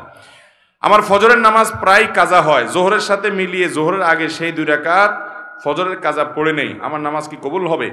এই পাবলিক অনেকেই আছে, ফজরের নামাজ জামাতের সাথে মসজিদে গিয়ে আদায় করার মতো মুসল্লি মুসলমানের সংখ্যা সমাজে অনেক না বেশি? সবচাইতে কম মুসল্লি হয় কোন নামাজে? কারণ ইবলিস জানে এই নামাজটায় হাজির হলে অনেক বেশি ফজিলত পেয়ে যাবে, জোহরের নামাজের চাইতে এই নামাজে হাজির হওয়ার গুরুত্ব বেশি, মাগরিবে এশায় হাজির হওয়ার চাইতে ফজরে হাজির হওয়ার গুরুত্ব বেশি। এটা মাসআলা আপনি না জানলে কি হয়েছে, আপনার সাথে থাকা ইবলিস জানে, এই জন্য ইবলিসে বড় রাতে আপনার ঠ্যাং টিপা শুরু করে। দেখবেন রাত 12টা 1টা 2টা পর্যন্ত ঘুম আসে না, ফেসবুক টিপতেছেন, ইউটিউব টিপতেছেন, মোবাইলে মুনাজাত ধরতেছেন, শয়তানের জিকির আজকার করতেছেন, এগুলো করতে করতে 12টা 1টা পর্যন্ত আপনার ঘুম আসে না। ঠিকই দেখবেন ফজরের আজান আগ দিয়া দেখবেন এমন ঘুম আসে, অ্যালার্ম দিয়ে রাখলেও আর উঠতে মনে চায় না, ঠিক না ভাই? ঠিক। শয়তান তখন কি বলে? নবী করিম সাল্লাল্লাহু আলাইহি সাল্লাম হাদিসে বলেছেন, শয়তান বলে ফজরের আজান হয়ে গেছে, অ্যালার্ম বাজছে, দেখতেছেন ঠান্ডা মাথায়, শয়তান বলে আরে রাত এখন অনেক বাকি, অ্যালার্ম দিছে, মোবাইলের গলা টিপে ধরে অ্যালার্ম কেটে দিয়ে আবার ঘুম। আছে না নাই? ফজর পড়তে পারে না। ভাইরা আমার, ফজরের গুরুত্ব অনেক বেশি। তো যেই মানুষ ফজরের নামাজ নিয়মিত জোহরের সাথে পড়ে, অনেকে আছে দেখবেন প্রবাসে অনেক ভাই আছে 7টা 8টা 9টার দিকে উঠা ফজর পড়ে, নিয়মিত যদি এরকম হয় তাহলে তার এ নামাজ হবে? ভাইরা আমার, একবার হঠাৎ 2 মাস 4 মাস পরে 6 মাস পরে জীবনে হঠাৎ একবার হয়েছে, হ্যাঁ ফজর নামাজ আপনি উঠতে পারেন নাই, মোবাইলে অ্যালার্ম বাজছে তাও হুঁশ নাই, এটা গ্রহণযোগ্য। নবী সাল্লাল্লাহু আলাইহি সাল্লামের জীবনে একবার ফজর কাজা হয়েছে। কয়বার কাজা হয়েছে? একবার। তো আপনার জীবনে 2 4 10 বার এভাবে হতে পারে, কিন্তু প্রতিদিন হওয়া এটা কোনো অবস্থাতে গ্রহণযোগ্য হতে পারে? ঠান্ডা মাথায় যারা নামাজ পড়ার এশার পরে শোয়ার সময় নিয়ত করে থয় যে সকাল 8টার দিকে উঠবে, অ্যালার্ম দিয়ে থয়, তার ঈমান আছে কিনা এটা নিয়ে অনেক উলামা ইকরাম সন্দেহ করেছেন। কারণ হলো ঠান্ডা মাথায় সে নামাজ পড়বে না, পরিকল্পনা করে সে শুয়েছে। আল্লাহ তাআলা আমাদেরকে ফজর নামাজ গুরুত্ব বুঝার তৌফিক দান করুন। আমি নিয়মিত তাহাজ্জুদ পড়ি এবং বিতির তাহাজ্জুদের পরে পড়ি, কিন্তু হঠাৎ মাঝে মধ্যে ঘুম থেকে উঠার সমস্যার কারণে ফজরের আজান হয়ে যায়, এমত অবস্থা বিতির পড়ার হুকুম কি? যদি আপনি ভোর রাতে উঠার ব্যাপারে প্রবল সম্ভাবনা না থাকে তাহলে বিতির আপনি রাখবেন না, বিতির আগে পড়ে ফেলবেন। হ্যাঁ, আপনি নিয়মিত তাহাজ্জুদ পড়েন, আল্লাহ তৌফিক দেয়, তাহলে আপনি বিতির পড়েন। হঠাৎ একদিন ছুটে গেছে, ফজরের আজান হয়ে গেছে, তাহলে তারপরেও বিতির পড়লে আদায় হয়ে যাবে। ঢোলবাঁশি বাজিয়ে কবর দেয়া হচ্ছে, এরকম একটি ভিডিও দেখেছি ইউটিউবে, এ ব্যাপারে বললে ভালো হতো। ঢোলবাঁশি বাজায় আবার কবর, একটা গানই আছে এরকম, আমিও দেখছি ভিডিওটা, কি জানি মরণকালে ঢোলবাঁশি বাজাইও কি ভাই? তরিকার ভাই না দরবারি ভাই? হ্যাঁ, এবং সে গানের একটা কথা খুব আপত্তিকর আছে, সেটা আরো বেশি, সেটা হলো কালেমা কালামও ভাই কোনো কিছুর দরকার নাই, কালিমা কালাম কিছুর দরকার নাই, ঢোলবাঁশি বাজাইতে বাজাইতে নিয়ে কবরে দিও। আল্লাহ মাফ করুক, এই হারাম কাজ করতে করতে যার দুনিয়া থেকে বিদায় হয়, সে দুনিয়াতেই জীবদ্দশা জানতো যে তার যে সমস্ত আশেপাশে সাঙ্গপাঙ্গ আছে তারা ঢোলবাঁশি পিঠে দিয়ে তারা নিব কবরে, হাসরে আযাব যখন হবে আল্লাহ জানে, ফেরেশতারাও কি ঢোলবাঁশি দিয়েই পিটাবে কিনা আল্লাহ জানে। ভাইরা আমার, নবী সাল্লাল্লাহু আলাইহি সাল্লাম বলেছেন বয়সতুল ইউকসিরাল মাজামির, এই সমস্ত বাদ্যযন্ত্র এগুলো দুনিয়া থেকে এগুলো বিদায়ের জন্য আমি আসছি, এগুলা শয়তানের অস্ত্র, এগুলো হারাম। অতএব ইমানদার জীবদ্দশায় যেটা করতে পারেন একটা মানুষের মৃত্যুর পর তাকে বিদায়ের সময় বলে কালিমা কালামই দরকার নাই। কালিমা কালামই যদি দরকার না থাকে সে মুসলমান কিনা সন্দেহ। মুসলমান কিভাবে কালিমা কালামের দরকার নাই, ঢোলবাজি হইলে তা চলবো? আমরা তো কালিমা কালাম পাইছি কোরআন থেকে, হাদিস থেকে। এর ঢোলবাজিটা কে দিল? কে দিছে বলেন? শয়তান দিছে। তো শয়তানের এই জিনিসটা নিয়ে যদি কবরে যায়, মায়ের কি পিঠে পড়বে না নিচে পড়বে? আল্লাহ আমাদেরকে এই সমস্ত পাগলামি ছাগলামি এই সমস্ত শয়তানি থেকে বেঁচে থাকার তৌফিক দান করুন। কত পাগলামি যে দুনিয়াতে আছে, এসব না দেখলে বোঝার উপায় নাই। আল্লাহ আমাদের সমস্ত ভাইদেরকে হেদায়েত দান করুন। এক লোক টাকা ধার নেওয়ার পরে টাকা থাকা সত্ত্বেও দিত না, ঘুরাতো। হঠাৎ শুনছি লোকটা মারা গেছে, তখন এসে তার ছেলে মেয়ের কাছে দিয়েছে। এখন তাতে কি তার ঋণ পরিশোধ হবে কিনা? দেখুন, ধার নেওয়ার পরে কেউ যদি টাকা ঘোরাঘুরি করে, দেয় না, যে সেই লোকটা মারা যাওয়ার পরে তার ছেলে মেয়েরা এসে যদি পাওনাদারের টাকা দেয়, তাহলে সেটা খুবই প্রশংসনীয় কাজ। শুধু দেয় না, বরং দেওয়া কর্তব্য। একটু ভালো করে শুনে রাখেন, অনেক মানুষ আছে মারা যাওয়ার পর পাওনাদার বের হয়ে আসে। আপনার বাবা মারা গেছেন, আল্লাহর বান্দার কিছু দেনা আছে, এগুলো রেখে মারা গেছে। ইসলামের নির্দেশ হলো তার মৃত্যুর পর তার দাফন কাফনের জন্য যে টাকা খরচ হবে সেগুলো তার টাকাতেই খরচ করবেন। এরপর তিনি যদি কোনো দেনা রেখে যেয়ে থাকেন, ভাগ বন্টন পরে আগে তার সব দেনা শোধ করতে হবে তার টাকা দিয়ে, তার জমি জমা বিক্রি করে। এরপরে যদি কিছু থাকে সেটা দিয়ে তার ওসিয়ত থাকলে সে ওসিয়ত 1/3 মধ্যে পূরণ হবে। 1/3 মানে তার টোটাল সম্পদের দাম 10 লাখ, তাহলে তার ওসিয়ত যত বেশি হোক না কেন 3 লাখ পর্যন্ত পূরণ হবে, এর বেশি না। বাকি যেগুলো থাকবে সেগুলো ওয়ারিসরা ভাগ করে পাবে।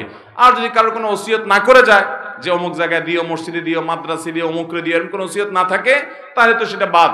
কিন্তু দেনা থাকলে আগে দেনা দিতে হবে, তারপরে সন্তানরা ভাগযোগ করে সম্পদ নেবে। আমার দেশে দেখা যায় দেনা দেয়া তো পরের কথা, আজকাল তো প্রায় সময় পত্রিকা দেখা যায় বাবার লাশ পড়ে আছে আর সন্তানরা জমি জমা নিয়ে কাড়াকাড়ি করতে করতে ব্যস্ত, বেচারাকে দাফন পর্যন্ত করছে না। ঠিক কিনা বেটি? এই অমানুষ সন্তান আসমান থেকে হঠাৎ নাজিল হয় না অমানুষ হয়ে, এই বাপমাই অমানুষকে অমানুষ বানাইছে। ঠিক কিনা বলেন? এর পরিণাম, এর পরিণতি এই আল্লাহর বান্দা নিজেই ভোগ করছে নির্লজ্জের মতো। প্রায় সময় কয়দিন পরপরই দেখি পত্রিকাতে যে বাবার লাশ পড়ে আছে গ্যারেজে, বাড়ির সামনে। ওইটা দাফন করার মতো মানুষ নাই, গন্ধ ছুটে গেছে, ছেলে মেয়েরা কামড়াকামড়ি মারামারিতে লিপ্ত, জমি জমা দখল নিয়ে। এই জন্য বাবারা সন্তানরে মানুষ বানায় যান, মুসলমান বানায় যান। দুনিয়ার জীবনটা জীবন্ত জান্নাত হবে। আর না হলে আপনার এই কাজের প্রায়শ্চিত্ত আপনাকে ভোগ করতে হবে। শুধু ওকে দুনিয়া শিখাইলেন, আখেরাত শিখান নাই, আপনি আফসোস করে কুল পাবেন না। পৃথিবীতে যেখানে মুসলমান আছে, মুসলমানের আধিক্য আছে, সেখানে দেখবেন কোনো বৃদ্ধাশ্রম নেই, বৃদ্ধাশ্রমের দরকার নাই। আর পৃথিবীর উন্নত দেশগুলোতে শিক্ষা আছে, দীক্ষা আছে, জ্ঞান আছে, বিজ্ঞান আছে, প্রযুক্তি আছে, সবকিছু আছে, কিন্তু বৃদ্ধাশ্রমও আছে। কারণ মনুষ্যত্ব, মানবতা, মা বাবার প্রতি দায়বদ্ধতা, এটা আল্লাহর প্রতি ঈমান না থাকলে সে মানুষগুলো আসলে সেভাবে বুঝে না। আল্লাহ আমাদের সন্তানগুলোকে মানুষ হতে মানুষ করার তৌফিক দান করুন। তাহলে বাবা মার দেনা থাকলে সেটা সন্তানরা শোধ করবে, পাওনাদার সেটা নিতে পারবে, কোনো অসুবিধা নেই, বরং এটা শোধ করা তাদের কর্তব্য। আমি একজন যুবক, আমার হাতে ট্যাটু আঁকা আছে। এখন আমার ইসলামিক জ্ঞান ছিল না, কিন্তু আমি এখন ট্যাটু উঠানোর জন্য চেষ্টা করছি। ট্যাটু উঠাতে খরচ আমার সাধ্যের বাহিরে। আমি এই অবস্থায় নামাজ পড়ি, নামাজ কবুল হবে কিনা? গত পরশুদিন আমরা কক্সবাজারে ছিলাম, আমি শেখ আহমদ সাইফুল্লাহ ভাই, আরো আমাদের বন্ধু বান্ধবদের একটা বড় গ্রুপ, ফ্যামিলি সহকারে। তো সেখানে একটা হোটেলে আমরা সকালে নাস্তা করার পর আমাদের এক বন্ধু, তার একটা ছোট বাচ্চা মেয়ে, সে এক ভদ্রলোক, বিদেশি, চেহারা দেখে বোঝা যাচ্ছে ফরেনার, তার এই মাথা থেকে এই মাথা পুরো হাত ট্যাটু আঁকা। তো ওই বাচ্চাটা জিজ্ঞাসা করতেছে, আর ইউ খ্রিস্টিয়ান? তুমি কি খ্রিস্টান? ভদ্রলোকের খুব ইজ্জতে লাগছে। তো মেয়ের বাবা আমাদের পাশে ছিল, বলল যে ভাই তোমার মেয়ে আমাকে কেন জিজ্ঞেস করলো আমি খ্রিস্টান কিনা, মুসলিম। তো এটা বলার পরে মেয়েকে উনি জিজ্ঞেস করলে, এই তোমার আঙ্কেল হি ইজ মুসলিম, তুমি কেন তাই খ্রিস্টান বলছো? সেই খ্রিস্টান না। তখন মেয়ে, বাচ্চা মেয়ে বলতেছে, আমি খ্রিস্টান মনে করছিলাম এই জন্য যে আঙ্কেলের হাতে ট্যাটু আঁকা, আমি তো দেখছি সব খ্রিস্টান ইহুদিরা এগুলা করে, এই জন্য আমার ডাউট হয়েছে। একটা বাচ্চা, তার কনসেপ্ট এরকম। তাহলে এখান থেকে বোঝা যায় এটা কোনো মুসলমানের কাজ হতে পারে। বাচ্চাটাও বুঝে গেছে, কারণ এটা মুসলমানদের মধ্যে নাই, এই কালচারটা ওদের মধ্যে আছে। ভাইরা আমার, নবী করিম সাল্লাল্লাহু আলাইহি সাল্লাম এর অভিশাপ, তিনি অভিশাপ নাজিল করেছেন, আল্লাহ তাআলার অভিশাপের বদদোয়া করেছেন, লানতের বদদোয়া করেছেন। আল্লাহ লানত নাজিল হয় ওদের প্রতি যারা উল্কি অঙ্কন করে আর যাদের শরীরে উল্কি অঙ্কন করে দেওয়া হয়। লানাল্লাহুল ওয়াশিমা ওয়াল মুস্তাওশিমা। মনে রাখবেন, যারা ট্যাটু অঙ্কন করে, অনেক ট্যাটু কোম্পানি বাইর হয়েছে, তারা ফতোয়া দেয়। আমাকে একজন বললো যে ভাই ট্যাটু কোম্পানির ফতোয়া, আমাকে কে জানি পাঠাইছে, তারা ফতোয়া দেয় যে আমাদের এই ট্যাটু লাগানোর পর নামাজ পড়া যাবে। অনেক কাঠমোল্লার আপনাদেরকে বলবে নামাজ পড়া যাবে না, ব্যবসা ঠিক রাখার জন্য মাসালাও বানায় নিস। আরে ভাই, এই ট্যাটু অঙ্কন করা হারাম, এটা হলো প্রথম কথা। এটা আপনাকে রিমুভ করতে হবে। রিমুভ করার সামর্থ্য নাই, কোনোভাবে উপায় নাই আপনার জন্য, তাহলে আল্লাহর কাছে ইস্তেগফার করে মাপ চাইবেন এবং ওই অবস্থায় নামাজ চালু করে যাবেন। আপনার এই চামড়ার উপরে যদি কোনো কিছু দিয়ে আবরণ পড়ে যায় আলাদা, তাহলে এই আবরণ তোলা ছাড়া নামাজ ওযু হবে না, আর ওযু গোসল না হলে নামাজও হবে না। এগুলো এমন ডেঞ্জারাস যেগুলো সহজে তোলা যায় না, আসলে অনেক জটিল বিষয়, চাইলেও পরে তোলা যায় না। এই জন্য যুবক ভাইরা, আমাদের দেশে অনেক যুবকরা আজকাল এগুলো শুরু করেছে। ভাইরা আমার, একটু খেয়াল করে দেখেন তো, আল্লাহ বলেছেন লাকাদ খালাকনাল ইনসানা ফি আহসানি তাকওয়িম। আল্লাহ তাআলা মানুষকে সুন্দর অবয়ব সৃষ্টি করেছেন, এত সুন্দর হাত, এত সুন্দর চেহারা, কি আপনি ওই বিড়ালের মতো কি কতগুলো আঁকে নেকে একে ভূতের মতো দেখা যায়। আমার তো শয়তান শয়তান টাইপ লাগে। আল্লাহ তাআলা আমাদেরকে হেদায়েত দান করুন, কুরুচি থেকে আল্লাহ আমাদেরকে বেরিয়ে আসার তৌফিক দান করুন। অনেক মুসলমান যুবকের হাতে দেখা যায় ধাগা লাগানো, দেখছেন আপনারা? ফিতা ধাগা লাগা দেখছেন? ভাইরা আমার, এটা হিন্দুরা তাদের ধর্মীয় বিশ্বাস থেকে লাগায়। আপনি মুসলমানের সন্তান, আমরা দেউলিয়া হয়ে গেছি আজকাল। আপনি মুসলমান হিসেবে আপনি প্রাউড ফিল করেন না, তাহলে আপনি কেন তাদের কালচার নিতে যাবেন? আল্লাহ তাআলা আমাদেরকে বুঝার তৌফিক দান করুন। বিদায়, কেউ যদি ট্যাটু আগে লাগিয়ে ফেলেছেন, এখন উপানের কোনো পথ আপনার সামনে খোলা নাই, ওই অবস্থা নামাজ পড়ে যাবেন, নামাজ ছাড়বেন না এবং চেষ্টা অব্যাহত রাখবেন কোনোভাবে এটা দূর করে আপনি সঠিকভাবে সালাত আদায় করার এবং আল্লাহর কাছে লজ্জিত হয়ে আপনার সর্বশক্তি দিয়ে তওবা ইস্তেগফার করবেন। আল্লাহ আমাদেরকে মাফ করুন। কারো যদি অনুভূত হয় সে জাদুগ্রস্ত কিংবা কালো জাদুগ্রস্ত, তাহলে ইসলামিক উপায় তা প্রতিরোধের উপায় কি? ভাইরা আমার, আমি প্রায় বিভিন্ন জায়গায় বলি। আজকে গাড়িতে আসতে আসতে মুফতি সাইফুল ইসলাম ভাইয়ের সঙ্গে আমরা আলোচনা করছিলাম। সাইফুল ইসলাম ভাইয়ের কাছে আমার সামনে একটা ফোন আসলো, উনি ধানমন্ডি তাকওয়া মসজিদের খতিব, ওখান থেকে বলে যে ধানমন্ডির মতো রিচ এলাকাতে, সব ধনীদের এলাকা, সারা দেশের বড় বড় পয়সাপাতি যাদের তারা থাকে, ব্যবসায়ীরা থাকে, মন্ত্রী মিনিস্টাররা থাকে, বলছে এই এলাকাতে, উনি যেহেতু ওখানকার বড় মসজিদের খতিব তাকওয়া মসজিদের, উনি বললেন যে ভাই, এত পরিমাণ জিনে ধরা রোগী এবং ব্ল্যাক ম্যাজিক অর্থাৎ জাদুগ্রস্ত রোগীর খবর আসছে বলার মতো না। আমি বলি ভাই, আমারও তো একই অবস্থা। আমার কাছে যত ফোন আসে দেশের একেবারে সর্বোচ্চ লেভেল পর্যন্ত, এমন এমন কিছু পদের পদাধিকারী ব্যক্তিদের তরফ থেকে ফোন আসে, রিকোয়েস্ট আসে যে কল্পনাও করা যায় না যে এই লেভেলের মানুষগুলো পর্যন্ত সাফার করছে খুব জটিলভাবে। ঘরে ঘরে দুষ্ট জিনের উপদ্রব মানুষ লক্ষ্য করে না। মনে রাখবেন, কিছু কিছু দুষ্ট জিনের উপদ্রব আছে আপনি খেয়ালও করেন না। যেমন কথার কথা, বাসায় বাচ্চা কাচ্চা অস্বাভাবিক দুষ্টামি করে, সীমাহীন, কোনো স্বাভাবিক কিছু না। বুঝবেন দুষ্ট জিনের ভয়ঙ্কর প্রভাব ওর উপরে পড়ছে। এবং অনেক রোগ আছে কিছু লোকের, দেখবেন যে এই রোগগুলোর কোনো ট্রিটমেন্ট করে কিছু হয় না, কোনো ডায়াগনোসিস হয় না, বহু চেক আপ টেস্ট, ডাক্তাররা আন্দাজ অনুমান করে বিভিন্নভাবে ট্রিটমেন্ট করেন, চেষ্টা করেন, কিন্তু কোনোভাবে ভদ্রলোক ভদ্রমহিলা সুস্থ হয় না। এরকম বহু রোগী দেখেছি আমি যে কোনোভাবে সুস্থ হয় না। এগুলোর বেশিরভাগ ব্ল্যাক ম্যাজিক এবং দুষ্ট জিনের রোগী। ঘরে ঘরে আমাকে সাথে সাথে জিজ্ঞেস করলেন ওনারা, মুফতি সাইফুল ইসলাম ভাই এবং আমাদের তানভীর ভাই ওনারা আছে, ওনারা জিজ্ঞেস করলেন যে ভাই এটা কেন হয়? আমি বললাম কেন হয়? জিন, দুষ্ট জিন অর্থাৎ শয়তান, শয়তান তার উপযোগী জায়গায় পাইলে সে সেখানে খুঁটি গাড়ে। আমাদের বাসা বাড়িগুলোতে হারাম এই পরিমাণ হয়, আপনি ইউটিউবে ওয়াজ শুনতে যান, শুরুতে আগে পান্ডা অ্যাডভার্টাইজ দিয়ে নিবে, এরপর আরো বিভিন্ন অ্যাডভার্টাইজ আসবে এবং মিউজিক আসবে, এগুলা চলবে। এই মিউজিক যেখানে থাকে সেখানে শয়তান আসবেই। আপনি এটা নিয়ন্ত্রণ করতে হবে। আপনার বাসায় বিভিন্ন প্রাণীর ছবি টাঙিয়ে রাখবেন, এখানে শয়তান আসবেই, রহমতের ফেরেশতা ঢুকেন, হাদিসে বলা আছে, এখানে আপনার এই অবস্থা হবে। ঘরে ঘরে মানুষ এটা ফিল করছে না, বহু মানুষ হাহাকার করছে। আমরা রাকির নাম্বার দিয়ে রাকিদেরকে রেফার করে কুলাতে পারছি না, এই পরিমাণ মানুষ আক্রান্ত। বাঁচবেন কিভাবে? আমি সব জায়গায় বলার চেষ্টা করি ভাইরা আমার। নাম্বার 1, গুনাহমুক্ত বাসা করেন, বাসা বাড়িতে গুনাহ করবেন না, এগুলা থেকে বাঁচান বাসা বাড়িকে। সবচেয়ে বড় কারণ হলো, দ্বিতীয় নাম্বার যেটা বলবো সেটা হলো, আজ কোরআন তেলাওয়াত আমাদের বাসা থেকে উঠে গেছে। আমরা এখন বড় জোর ইউটিউবে একটু তেলাওয়াত চালাই দেই। আল্লাহর কসম করে বলছি, যেই বাসায় কোরআন তেলাওয়াত নিয়মিত হয়, আওয়াজ করে, শব্দ করে, ওই বাসায় ব্ল্যাক ম্যাজিক, দুষ্ট জিন থাকতে পারে না। আপনি যদি মিরাকল দেখতে চান ভাইরা আমার, আমি বুকে হাত রেখে বলতে পারি, আপনি আল্লাহর কুদরত যদি দেখতে চান সরাসরি, দুষ্ট জিনের উপদ্রব আছে যে বাসায়, সে বাসায় আপনি সূরা বাকারার তেলাওয়াত চালু করে দেন, জোরে জোরে তেলাওয়াত করেন, নিজে না পারলে অডিও চালু করে দেন। আমি নিজের চোখে বহুবার দেখেছি যে অস্বাভাবিক আচরণ বাচ্চাদের, এটা সেটা। রুকিয়া চলছে, তেলাওয়াত চলছে, ভালো হয়ে গেছে। আমার পরিচিত এক বোন আছেন, বোন বলতে আমার আপন বোন না, দুঃসম্পর্কীয়। উনি আমেরিকাতে থাকেন, অনেক বড় ব্যবসায়ী। ওনার বাসায় ভয়ঙ্কর অবস্থা মেয়েদের। মেয়েরা কোরআন তেলাওয়াত চালাইলে পাগলের মতো হয়ে যায়, কোনোভাবে সহ্য করতে পারে না, বলে যে বন্ধ করো এটা যেভাবেই হোক। এবং হাজার হাজার কোটি টাকার মালিক ওনারা, বাফেলোতে আমেরিকাতে থাকেন। আমাকে বললেন ভাই কি করা যায়। আমি রুকিয়ার অ্যাপ দিলাম, বলে যে কোনোভাবে তেলাওয়াত শুনতে রাজি না। আমি বললাম যে ওদেরকে যদি বেঁধে রেখে হলেও আপনি কিছুদিন শোনাতে পারেন, দেখবেন ট্রিটমেন্ট হয়ে গেছে। আমাকে গত সপ্তাহ না তার আগের সপ্তাহ যেন কয়েকদিন আগে আমাকে জানালেন যে ভাই আপনি না দেখলে বিশ্বাস করবেন না যে আমার মেয়েরা এখন এতটা স্বাভাবিক হয়ে গেছে যে কোরআন তেলাওয়াত শোনা ছাড়া এখন আরো ঠিক থাকতে পারে না, কিন্তু প্রথম সহ্য করতে পারতো না। আমার বাসায়, আমি তো এলাকার সন্তান আপনাদের, লক্ষ্মীপুরের বশিকপুর আমার গ্রাম, সেখানে একদিন সকালবেলা আমার এক নিকটাত্মীয় এক ছেলেকে নিয়ে আসছে, ইয়াং ছেলে, যুবক মানুষ, সৌদি আরবে ছিল, বলে বিদেশ থেকে চলে আসছে। কি হয়েছে, সে আজানের আওয়াজ হলে শুনতে পারে না, তার পুরো শরীর বাঁকা হয়ে যায়।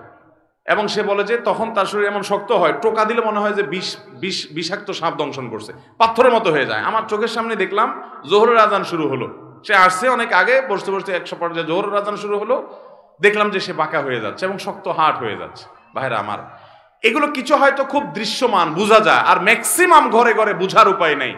এটার মূল ট্রিটমেন্ট হলো কোরআনে কারিমের তেলাওয়াত। আজ মুসলমানের ঘরে কোরআন তেলাওয়াত, মুসলমানের যুবকরা আজ গান শুনে, আজ ঘরে ঘরে মহিলাদের মোবাইলে হারাম জিনিস দেখে, পর্ন ভিডিও এত পরিমাণ দেখে যুবকরা। এমন একজন যুবক পাওয়া হাজার হাজার যুবকের মধ্যে কঠিন হয়ে গেছে, যে যুবক বুকে হাত দিয়ে দাঁড়িয়ে বলতে পারবে এই দুই চোখ জীবনে কোনোদিন কোনো নোংরা ভিডিও দেখে নাই, আলহামদুলিল্লাহ। এরকম যুবক পাওয়া যায় না ভাইরা। চ্যালেঞ্জের ব্যাপার, জীবন ধ্বংস হয়ে যাচ্ছে, সব জাহান্নামের দিকে দৌড়াচ্ছে। আপনাকে বিকল্প পথে যেতে হবে। শয়তানি থেকে, বাসাবাড়ি থেকে নিজেকে বাঁচাতে চান, এবং আত্মীয় স্বজনরা অনেকে উপকার করতে গিয়ে খুনকারের কাছে যায়, খুনের কাছে যায়, আপোষের তাবিজ নেয়, এটা করে সেটা করে। এগুলা বেশিরভাগই ব্ল্যাক ম্যাজিক এবং কালো জাদু, এগুলো ধ্বংস করে দেয় মানুষের জীবনকে। এগুলো থেকে বাঁচার জন্য দ্বিতীয় আমল হলো কোরআন তেলাওয়াত করবেন, বাসায় কোরআন তেলাওয়াত চালিয়ে রাখবেন। নাম্বার 3, আপনাকে তৃতীয় যে আমল করতে হবে, আমি সবসময় বলি বাসায় ঢুকতে বিসমিল্লাহ বলে ঢুকবেন, বাইরে তো বিসমিল্লাহ বলে। বিসমিল্লাহ বলা ছাড়া বাচ্চাদেরকেও ঢুকতে দিবেন না, কাজের লোককেও ঢুকতে দিবেন না। ঢুকলে আবার বাইর হওয়া, বিসমিল্লাহ পড়ে আবার বিসমিল্লাহ পড়ে ঢুকো। হাদিসে আসছে কেউ বাসায় পড়তে বিসমিল্লাহ পড়ে ঢুকলে তার সাথে শয়তান ঢুকতে পারে না, প্রত্যেকের সাথে শয়তান থাকে, ওটা ঢুকতে পারে না। আর যদি বিসমিল্লাহ ছাড়া ঢুকে তাহলে শয়তানের সাথে সাথে ঢুকে পড়ে। খাওয়ার সময় বিসমিল্লাহ, সব কাজে বিসমিল্লাহ পড়বেন।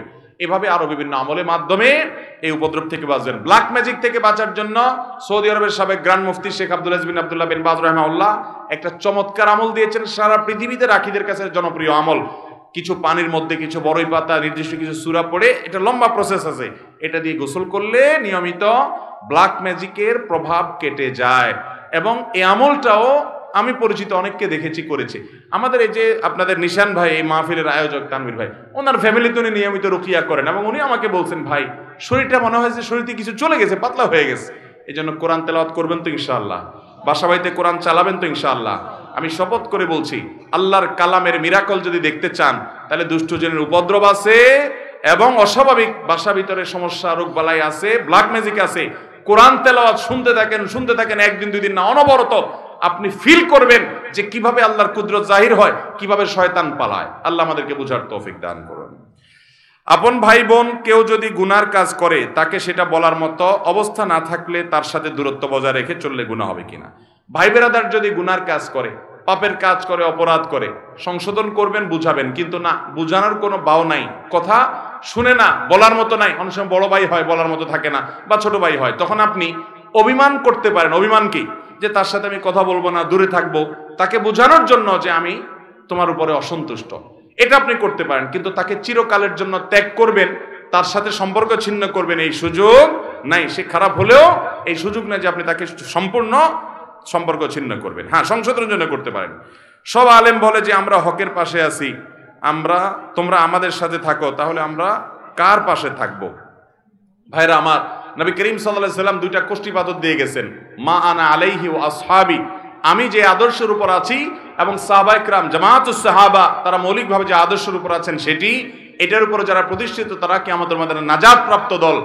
আর সেই সাথে নবীজি বলে গেছেন, তারাকতু ফিকুম আমরাইন, আমি তোমাদের মধ্যে দুইটা জিনিস রেখে গেলাম, কিতাবাল্লাহি ওয়া সুন্নাত রাসূলিহি, আল্লাহর কোরআন এবং রাসূলের সুন্নাত, লান তাদিল্লু মা তামাসসাকতুম বিহিমা, এগুলো যদি তোমরা আঁকড়ে ধরো, কোনো দিন তোমাদের কেউ গোমরা করতে পথহারা করতে পারবে।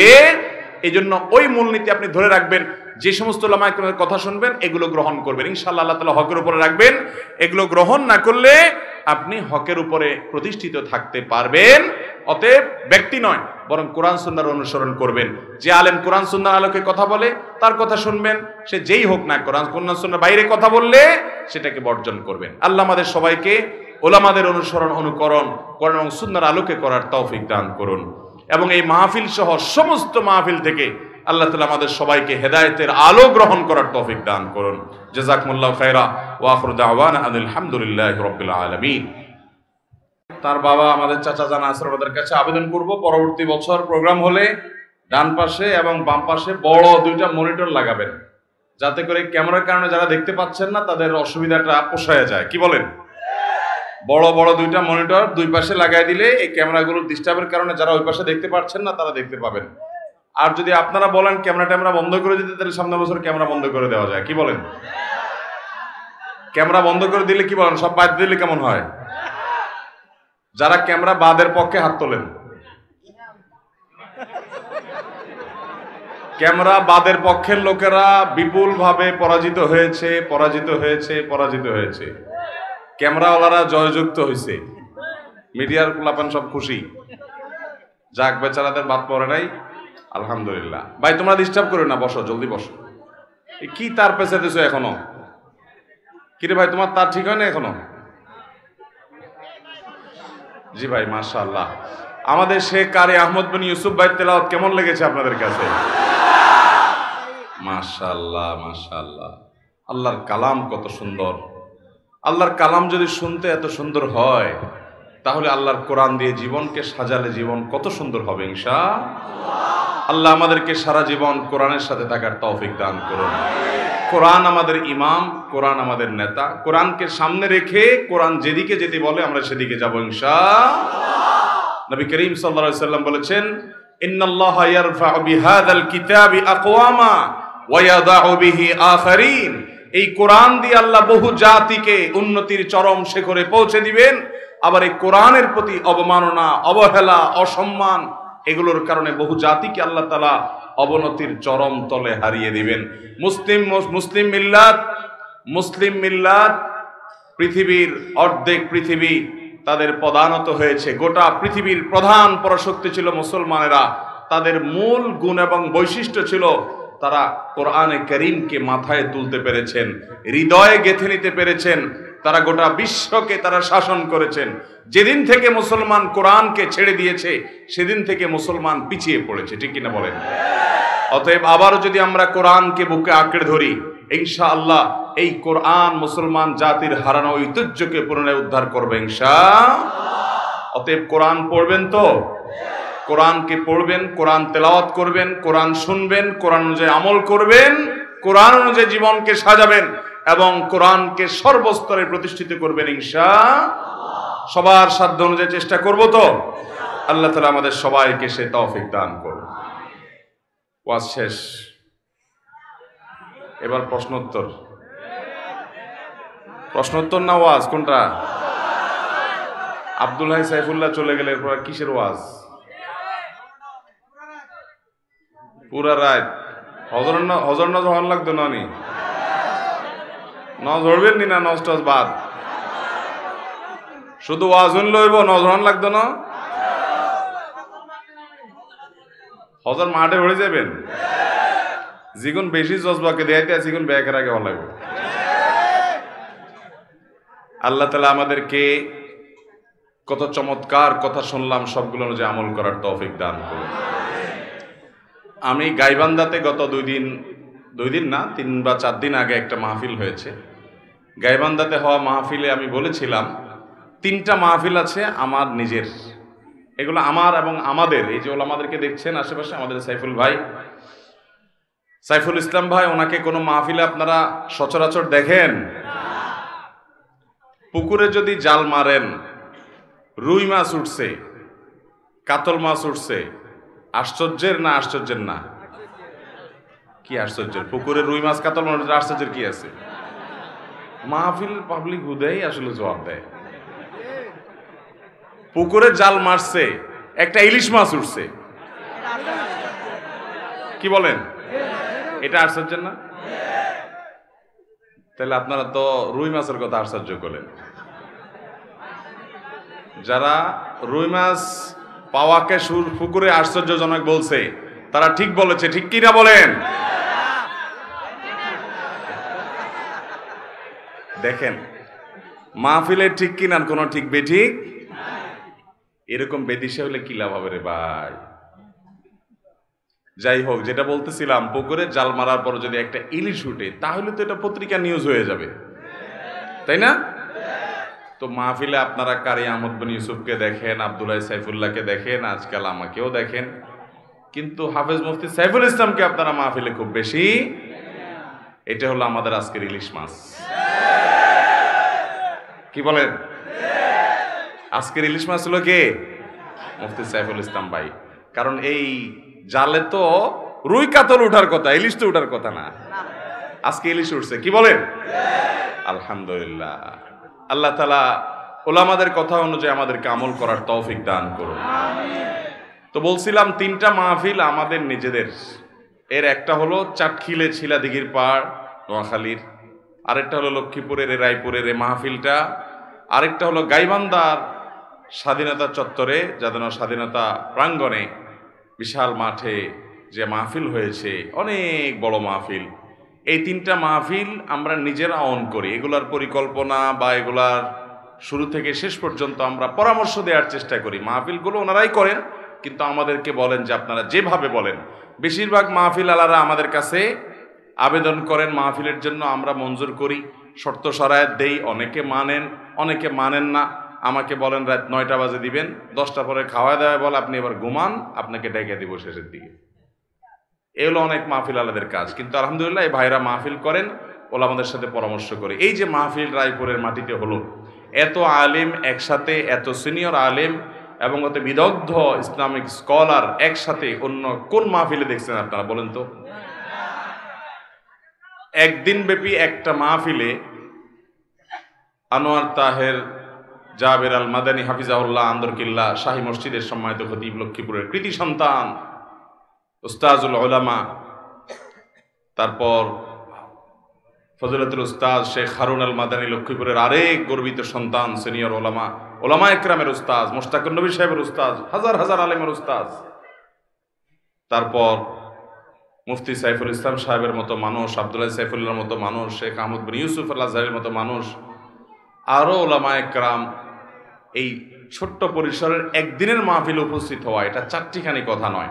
আল্লাহ তাআলা এই মাঠ, এই ময়দানকে, এই এলাকাকে, এই মাহফিলকে, এই মাহফিলের শ্রোতাদেরকে, আয়োজকদেরকে সবাইকে কবুল আর মঞ্জুর করবেন না। আমিন।